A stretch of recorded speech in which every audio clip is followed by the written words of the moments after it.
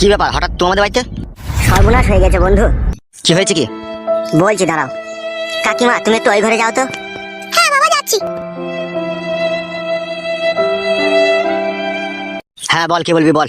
কাকা বাবু আপনি থাকবেন? তা বল, চলে গেছি আমি। ওরে বাবা থাকুক লে, কোনো অসুবিধা নাই, বল কি হয়েছে। আমাদের বন্ধু ফটকে চরম সর্বনাশ করে ফেলেছে। কি বলছিস এসব তুই? যা বলছি ভাই ঠিকই বলছি। তবে অত ভনিতা না করে কি হয়েছে খোলাখুলি বল। আমি বাড়িতে না থাকা অবস্থাতে আমাদের বন্ধু ফটকে আমাদের বাড়ি গেত। তলায় তলায় বেশ কিছুদিন যাওয়া আসা করেছে, আমি কোনো টের পাইনি কো।